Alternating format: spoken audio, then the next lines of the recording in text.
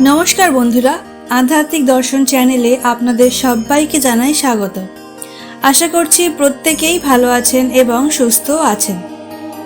সামনেই আসতে চলেছে অম্বুবাচী।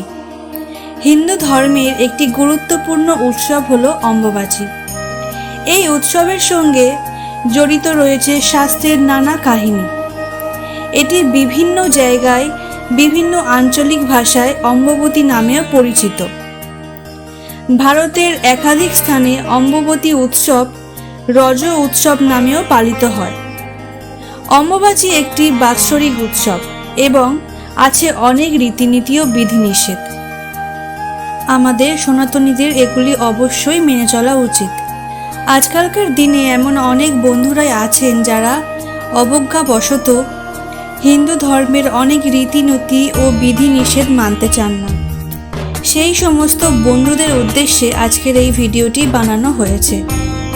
আমার কাজ হচ্ছে সমস্ত বন্ধুদের আমাদের রীতিনীতি এবং নিয়ম নীতি সম্বন্ধে অবগত করানো। আজকের ভিডিওটিতে আমি আপনাদের সঙ্গে শেয়ার করব অম্বুবাচী চলাকালীন সময়ে অথবা অম্বুবাচী প্রবৃত্তি ও নিবৃত্তির মাঝের যে সময়কালটি, তার মধ্যে আমাদের কি কি কাজ করা উচিত এবং কি কি কাজ আমাদের বিরত থাকা উচিত। তো চলুন বন্ধুরা, ভিডিওটি শুরু করা যাক। মূল পর্বে যাওয়ার আগে আমার সকল বন্ধুদের কাছে একটি অনুরোধ করব, ভিডিওটি সম্পূর্ণরূপে দেখবেন। ভালো লাগলে অবশ্যই একটি লাইক ও কমেন্ট করে শেয়ার করবেন। আর যদি চ্যানেলে নতুন হয়ে থাকেন তাহলে অবশ্যই চ্যানেলটিকে সাবস্ক্রাইব করে রাখবেন। এই বছর অর্থাৎ 2025 সালে অম্বুবাচী কবে পড়েছে চলুন প্রথমে জেনে নেওয়া যাক। প্রবৃত্তি হচ্ছে বাংলার 7ই আষাঢ় 1432, ইংরাজির 22শে জুন 2025 বৃহস্পতিবার। অম্বুবাচী প্রবৃত্তির সময় হচ্ছে দুপুর 2:57 থেকে। অম্বুবাচীর নিবৃত্তি হচ্ছে বাংলার 10ই আষাঢ় 1432 বা ইংরাজির 25শে জুন 2025 বুধবার দিন।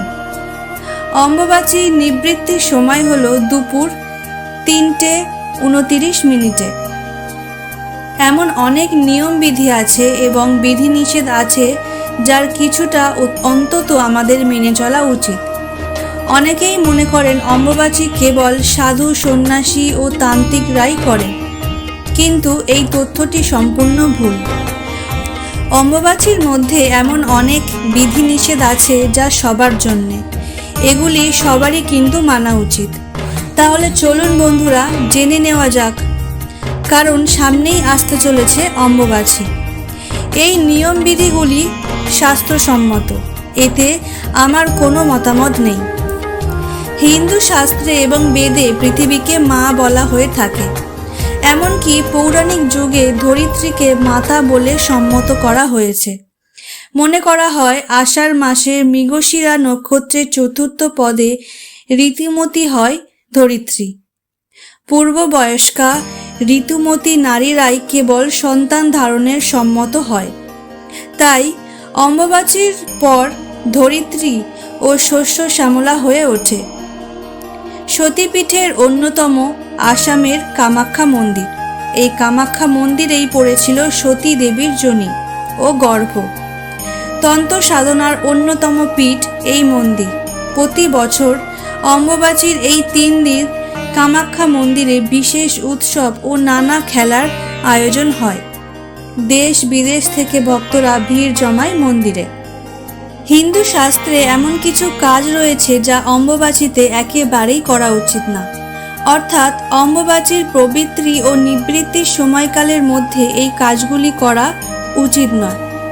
আবার কিছু কিছু কাজ আছে যেগুলি করা খুবই ভালো। চলুন বন্ধুরা প্রথমেই আমরা জানিয়ে দিই অম্বুবাচী চলাকালীন সময় কি কাজ করা উচিত নয়। অম্বুবাচীতে ভূমিকর্ষণ ও বৃক্ষরোপণ নিষেধ, কারণ এই সময় ধরিত্রী ঋতুমতী হয়। তাই ঋতুমতী ধারণের উপর আঘাত করে কোনো কাজই এই সময় করা উচিত নয়। তাই ভূমিকর্ষণও করা হবে না, বৃক্ষরোপণও এই সময় করা হবে না। এই নিয়মটি সবার জন্যই প্রযোজ্য। এই সময় শুভ কাজ যেমন গৃহপ্রবেশ, বিবাহ ও অন্যান্য শুভ কাজ করার নিষেধ থাকে। এই সব কাজ করলে তা অশুভ বলে মনে করা হয়। এই সময় কোনো বিশেষ পূজা রাখা যায় না। তবে যদি কোনো বছর জগন্নাথের রথযাত্রা পড়ে তাহলে তার নির্দিষ্ট নিয়ম মেনেই করতে হবে, কেননা এই সময় নিত্যকর্ম হবে কিন্তু কাম্য কর্ম হবে না। রথযাত্রা নিত্যকর্ম। বন্ধুরা, এই বছর কিন্তু অম্বুবাচীর সময় রথযাত্রা পড়েনি। যারা আদিশক্তির বিভিন্ন রূপ যেমন কালী, দুর্গা, জগদ্ধাত্রী, বিপত্তারিণী, শীতলা, মা চণ্ডীর মূর্তি বা পট পূজা করেন, তারা মূর্তি বা পটটিকে ঢাকা দিয়ে রাখবেন। এই 3 দিন মাদের লাল বস্ত্রে ঢেকে রাখা অবস্থাতেই প্রদীপ, ধূপ, কাঠি দেখানো হবে। তবে মূর্তি বা পট স্পর্শ করা যাবে না। এই সময় কোনো রকমের মন্ত্র পাঠ করা যাবে না। শুধুমাত্র ধূপ, বাতি বা প্রদীপ দিয়েই ভোগ নিবেদন করতে পারবেন। অম্বুবাচীর নিবৃত্তির পর আচ্ছন্ন ধুয়ে দেবীকে স্নান করিয়ে পূর্বের মতো পূজা বা আম দুধ নিবেদন করতে পারেন। এই সময় তুলসী গাছের গোড়ার মাটি থেকে উঁচু করে রাখা উচিত। যারা শাস্ত্র মতে দীক্ষিত তারা জপ করতে পারবেন, কারণ জপের কোনো রকম দোষ নেই। অম্বুবাচীতে কিন্তু গুরু পূজা করা চলবে। গুরু যদি নারী হন অর্থাৎ গুরু মা হন তাহলেও তার পূজা চলবে। অম্বুবাচীর সময় যে কোনো সম্প্রদায়ের লোকের এই সমস্ত নিয়মগুলি মেনে চলতে হবে। অম্বুবাচীতে গুরু প্রদত্ত নিজ ইষ্ট মন্ত্র যত বেশি সম্ভব জপ করুন। অম্বুবাচীতে সৌভাগ্য কুণ্ডের ধারে গণেশ বিগ্রহ দর্শন করে নিজ ভক্তি মনে পূজা করুন। সৌভাগ্য কুণ্ডের পশ্চিম পাড়ে বিধিপূর্বক স্নান ও তর্পণ করুন। অম্বুবাচীতে বিধিপূর্বক অগ্নি স্থাপন করে নিজ মনে ইষ্ট দেবতাকে স্মরণ করুন। মধ্যরাতে কাঙ্ক্ষিত ফল লাভের জন্য মনে মনে প্রার্থনা জানান দেবী কামাখ্যাকে। এতে মনস্কামনা পূর্ণ হয়। সর্প ভয় নিবারণের জন্য আম ও দুধ সেবন করুন। এই সময়ে আম দুধ খেলে সাপের ভয় দূর হয়ে যায়। অম্বুবাচী চলাকালীন সাধু, সন্ন্যাসী ও বিধবারা আরও অন্যান্য অনেক কাজ করেন। এই সময় ঋতুমতী ধরিত্রীর উপরে আগুন জ্বালিয়ে কোনো খাবার তারা খান না। অম্বুবাচীর আগে তৈরি করা খাবার তারা এই 3 দিন অল্প অল্প করে খেতে পারেন অথবা ফলও খেতে পারেন।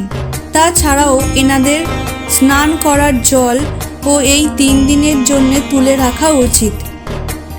এখনও অনেক বিধবা মহিলারা আছেন যারা এই অম্বুবাচীর 3 দিন ধরে পালন করেন এবং 3 দিন জামা কাপড় বিছানা সব কিছু ধুয়ে নেন এবং নিজেরাও সাবান, শ্যাম্পু সব কিছু করে মন্দিরে হাত দেন।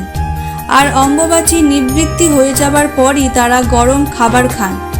বন্ধুরা, অম্বুবাচীতে কি করবেন ও কি করবেন না সেই সমস্ত কিছু আপনাদের জানিয়ে দিলাম। তাহলে আজকের মতো ভিডিও এখানেই শেষ করছি। এবার দেখা হবে পরবর্তী ভিডিওতে। ধন্যবাদ বন্ধুরা।